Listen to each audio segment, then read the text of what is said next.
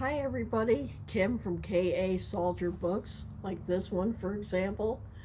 I may be reading excerpts out of this, I may not. Anyway, I wrote out a new outline for today's show. I'm still really nervous. I'll get the hang of this eventually. Before I start though, I wanted to throw out a few shout outs first to get those out of the way. I want to thank Diane from Modern Concept Media, who was so inspirational in getting my YouTube channel started. I met her last weekend when I did my writer's workshop. So she said that that was one great way to market my books, and I agree. So there's that. I also want to throw out a few other thank yous. I want to thank Shannon Turner, who's worked with me to try to help further my book. She was instrumental in getting my book launch done last month, and that was really cool. And I appreciate all the help and such that she's given me. Emily Williams Skinner, who got me started on the path of doing self-publishing. And here I am all this time later, 16 books in, we're starting the 17th. Really quite thankful for that. I also wanted to thank my Twitter followers who have stuck with me all this long time. I really appreciate you guys tweeting and retweeting and passing the word and liking and buying my stuff, so I really appreciate it. Also, big Heidi Ho to my Instagram followers as well. And then last but not the very least, the KA Salter Facebook group. I really appreciate, we're actually 73 strong now. Oh my goodness. When I started the group 5 years ago, I never envisioned that I would get this far with doing any of this. So it's quite a cool thing. So anyway, I just wanted to say all my shout outs. Also, next weekend, I'm probably not going to be here shooting. I'm probably going to be at Bug Jam. Florida Bug Jam is next weekend. And you'll be seeing a lot of shots of VW, beetles, and bugs and buses. Like I said, cars are another passion of mine. So I'm really looking forward to that, and I'll probably do a live video from that. Like I said in my channel trailer, there's going to be more things than just me blabbing about my books. Anyway, so I wanted to get into the meat of something a little bit here. My current book that just released, that I had the release party for, is called Dare to Be. It's my 16th novel, and by far it's me at my best. It's probably my finest moment thus far. I'm sure there'll be another finest moment in the future, we just haven't gotten there yet.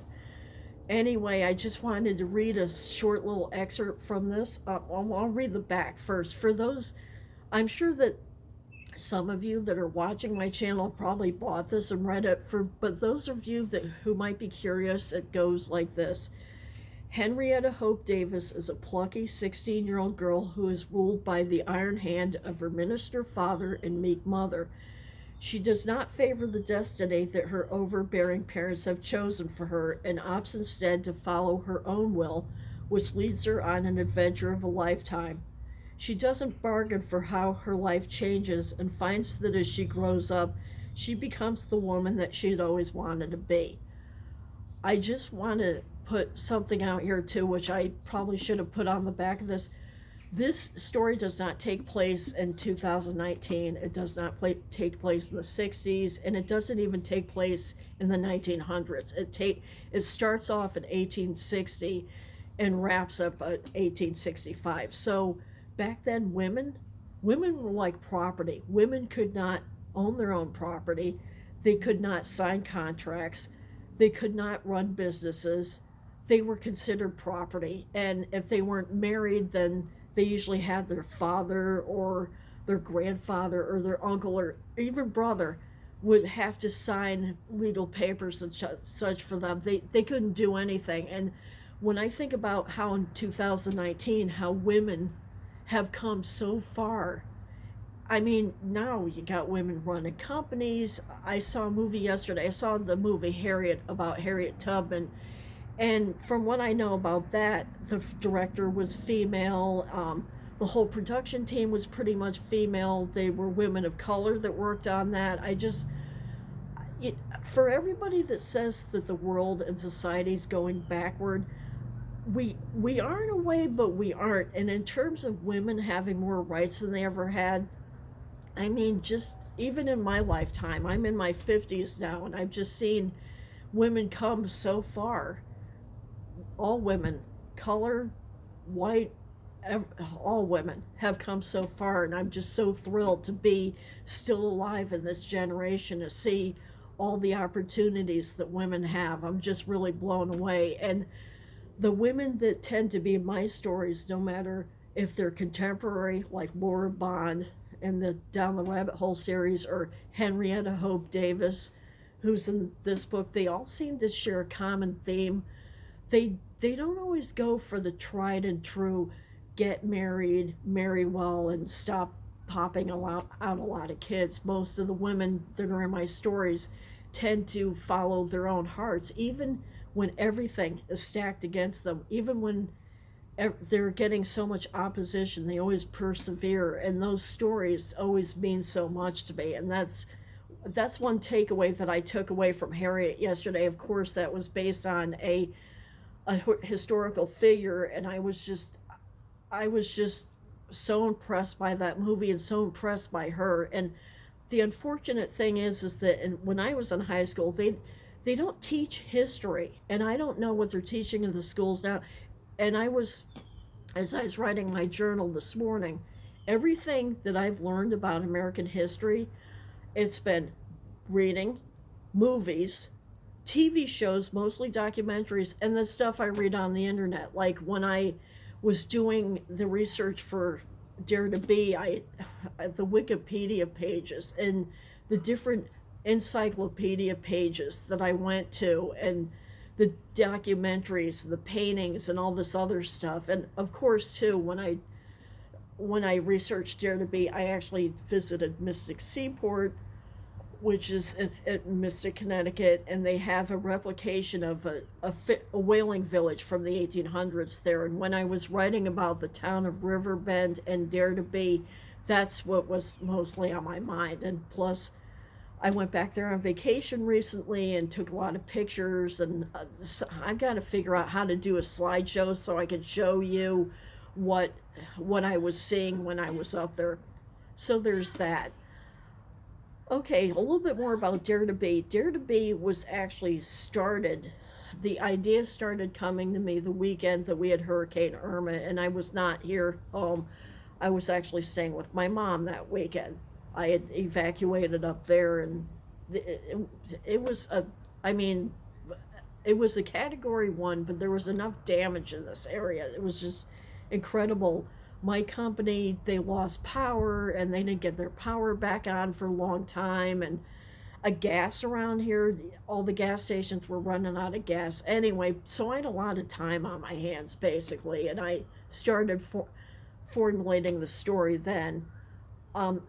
Before that, like the year before that, 2016, I'd visited Mystic Seaport after not having been there for 20 years. And when I was there at the time, I thought about writing a story centered on the whaling ships there, but I just didn't have a firm idea till the fall of 2017. So then I started picking away at it. And then I hit a writer's block, and I had a lot of personal things going on. I had resigned from one job, and my job situation was really shaky, so I was doing a lot of temp jobs. I was driving for Uber full time, trying to keep the lights on. So unfortunately, in times like that, creativity's got to go bye-bye. Mine kind of did. And then in the interim, I kicked out a few other books because once my life had settled down and I was able to find a good job at a corporation, when my creativity came back, unfortunately, it didn't come back to Dare to Be. So I kicked out a couple of other things at the same time. So there's that. Anyway, but I'm so thrilled to be back to Dare to Be, and it's a really good story. And it speaks highly of friendships. It speaks highly of men's friendships, which is something that is really not explored much, unfortunately. Although some movies they are, in some books they are, but I think anyway, so I'm going to read a couple of a couple of pages or so. This might, if you're not into this might be a time to run to the bathroom or whatever it is. Anyway, so here's Dare to Be, and let me just start here. Um, this is divided into a few different chapters here and sections. This is before, is 1860, so that's where that starts. And I'll just read probably the first page. Okay, here we go. Anyway, chapter 1. The wind blew in from the river, ruffling her skirts as the girl precariously balanced on the outer ledge of the steeple. She climbed out of the top of the belfry, her handhold precarious at best. Despite setting of the sun and the approaching twilight, she knew the way almost instinctively, where to step safely, where to place her hands. Oddly enough, this was the place where she came to hide, to think, and mostly to escape. Tonight was due to all three of those reasons. The moon was beginning to rise in the distance. She drew her skirts in as not to trip over the hem and tucked herself into the ledge, her back against the shingles of the steeple. No one would ever think to look here. No one would ever believe she would do such a dangerous thing. Because young ladies didn't carry on like this, especially not young ladies who were the minister's daughter. She didn't have a lot of escapes left, unfortunately, because she was often found and punished, made to stand in the corner or to have her hands whipped with a wooden stick that her father kept behind the study door. It's not that she was a bad girl, but to him she was the devil incarnate, punished for being different and for speaking her mind and for listening to her heart at all turns.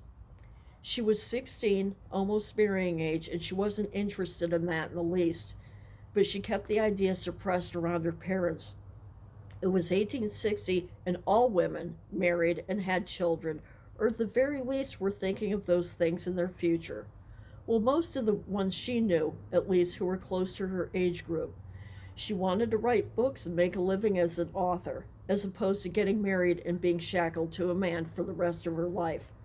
Settling into family life seemed rather dull and stifling to her. She wanted to explore the world at large and then take what she'd experienced and put it into book form. She kept a journal buried in a special hiding place, so well hidden that no one could find it if they tried. She'd kept journals ever since she could hold a pencil, filling them quickly with her observations on life and the world around her. The journals she kept were like a friend to her, always a place to harbor her deepest thoughts and secrets, and to never turn its back on her, no matter what the circumstances of the outside world. So that's just, I don't want to go on and on, then it's going to be me reading the whole thing, but that's a pretty good start, and it gets better from there. And welcome back to the people that just decided to duck out for a minute. So that's Dare to Be. Hold on just a sec. I just have to pause just a quick sec here. Sorry, everybody. The church down the street imagined, let's start doing a 10-minute concert of bells. Are you flipping kidding me? Anyway, most of the time it's nice. Just not when I'm trying to record. Thank you. Anyway, some of you are probably wondering why I record outside on my porch. Well, here's the deal. I live in a very tiny, tiny place. I live in a studio, and the place is always a mess, and I really don't want you guys seeing my mess, and there's really no good place to actually record in there, so this is going to have to be it for a spell. Anyway, and then of course we've got the sudden wind, and my wind chime starts going, boo, and I'm like, really? Anyway, so we're back. I just wanted to talk about a few other things. For example, when I did my book launch a couple weeks ago, I made these centerpieces. They're actually ships in a bottle. There's actually little tiny shells and starfish, and that scroll that's on the inside that's tied with that blue ribbon, that's excerpts from Dare to Be in there. Because of any of you that have read that, you know that the ship, the bottle with the note in it, is an essential part of the book. And anyone that's lost, well, guess what? You just got to get the book. Here it is, available on Amazon and Kindle. I'd really appreciate it if some of you that haven't checked it out can check it out, because that would be phenomenal. Anyway, also another thing that I had at the show might as well have been book launch were these little stones that I got.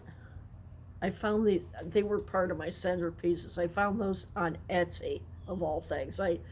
When I was starting to develop the plan for the book launch, I wanted everything to be color coordinated, and actually, when I was shopping for stuff, I took one of these postcards with me, and that's why the ribbon on the inside of here's that color. Anyway, I'm anal about that sort of thing, and at the time I had the budget, so I figured I'd go big, so that's what I did.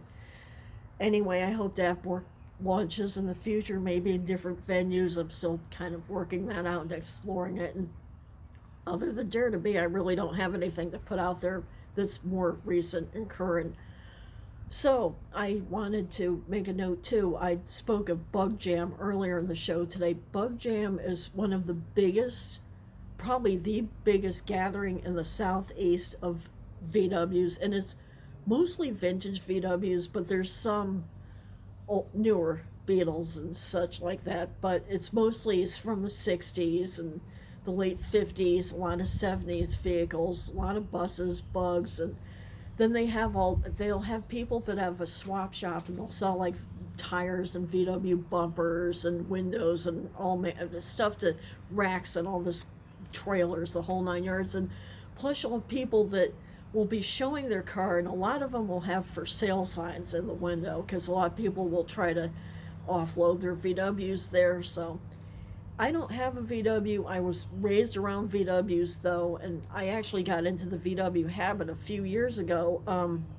One of the jobs I had way back, the company was kind of on shaky ground, and there's a lot of rumors going around with people, and they're saying that the company was going to go under, and I don't like hearing that. So this was Labor Day 2013, and there was a VW show that I'd read about in the paper that was going to be taking place in St. Pete Beach. So in order to cheer myself up, I went to the VW Beach Bash, which is in Pasadena, Florida, and I'm like, oh, this is really cool, and I took a lot of pictures, and I was kind of hooked from there.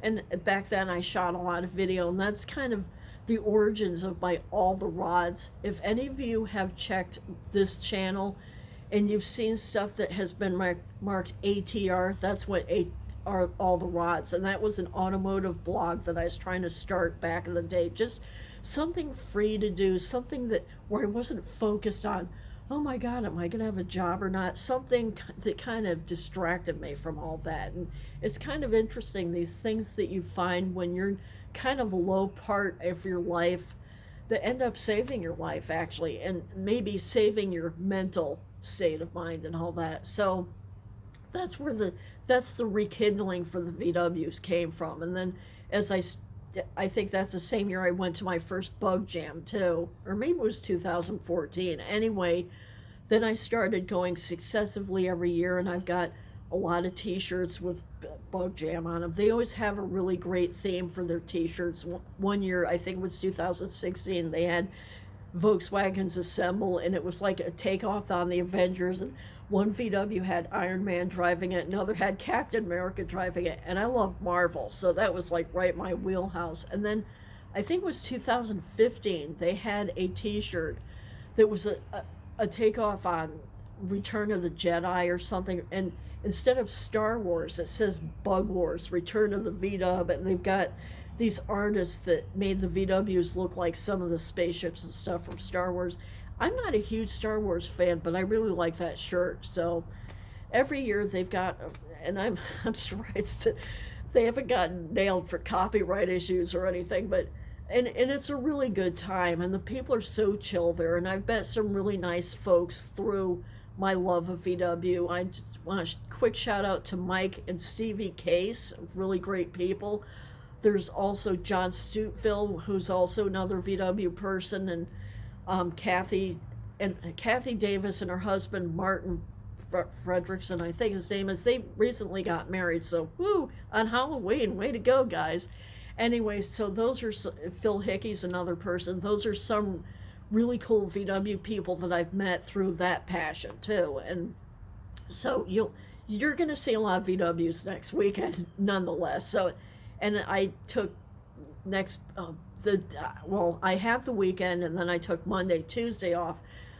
I don't I have I actually joined a photography club, and we're going to be touring the Coast Guard station in at St. Pete Clearwater Airport. I'm not really sure that I may be allowed to do video there. I think it's just going to be a lot of still photography, and that's fine, but I'm a huge fan of the C-130 Coast Guard plane. I see that fly over, and I'm just like, they're so awesome.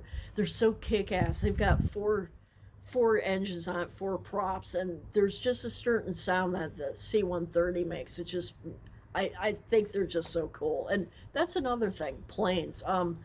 This past April, I drove up to Sun and Fun in Lakeland, and that was the best. They had like all these great planes, like the C-17. They had that helicopter with the two rotors on either. That one's the Chinook. They had the Osprey. That it's like a plane, but the wings fold up, and on top of the wings they have rotors like a helicopter. And I've seen videos of them flying actually in the sky, and the wings will tip forward and the rotors will be forward like a normal plane, but they go up and down like a helicopter does. Those are freaking cool looking. They have like A400s, which is, and I really love military aircraft. They're just amazing. They have like a B-17 there and then there was a plane that I really kind of fell in love with when I was there. I think a C-25, or I'm a little confused, but anyway, it was old time plane that had been at D-Day. The plane's called That's All Brother, and that's like a thing about Hitler. It's like our FU to Hitler. But anyway, it's an old bomber, and that plane flew over for the 75th anniversary of D-Day in June, and I followed their path on Facebook, and I found all these photographers who were shooting a lot of footage, and I'm, needless to say, I'm really into planes now too. So it's planes, trains. When I went up to Connecticut this past June, of course, I visited Mystic Seaport, and I had a ride on the Essex steam train because I love old trains, and I like boats too, and obviously anything transportation, that's my jam totally. So maybe in the future I might be writing about cars and stuff. In my more modern stories, there's been people that have had Mustangs. That's another car that I'm really into too. Hang on just a sec. I need to take my throat. Hold on just a sec.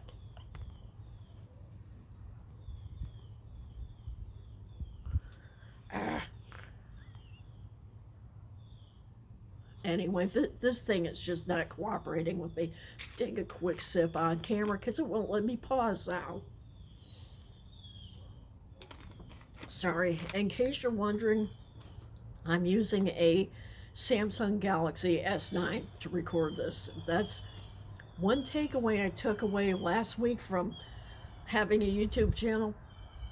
Yeah, granted, you go on YouTube, there's some very sickly, slick, sophisticated video on there. I'm not quite there yet. I don't really have the budget for it, but Diane from Modern Concept Media said that we can record from our devices and we don't need all specialized stuff. I ordered a tripod off Amazon, so that's already paid for itself. And I also got a lapel mic, which I'm probably going to use next week at Bug Jam.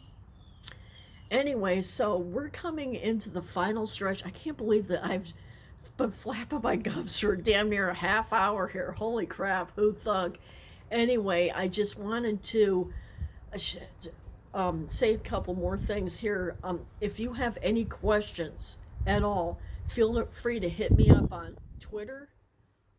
That's at MustangKim11 for my Twitter followers. Instagram would be _Salter. It's all lowercase. Hit me up over there. Kim's K.A. Salter Books Facebook page. You can hit me up there. I've got a card here that's got all my information on. I'm just going to do one of these. There you go. So you can hit me up on there too. Of course, my pages are blowing everywhere, naturally.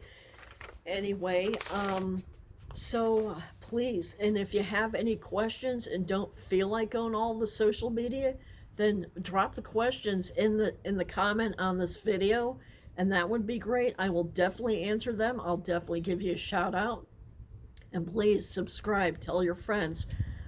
I'm glad this video has come out a little bit better than my last one. The trailer I did was I had just come home from work and I was just kind of, but anyway, I'm a little, the time change, usually the time change will kind of like, bleh.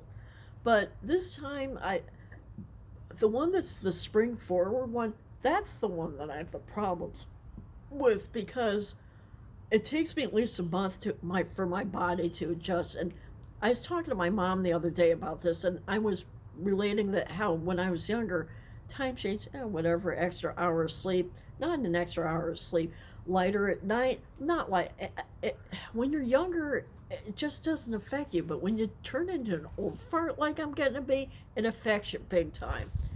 But we'll see how this change is going to affect me. Right now, it's been nice to have an extra hour of sleep last night, I'm not going to lie.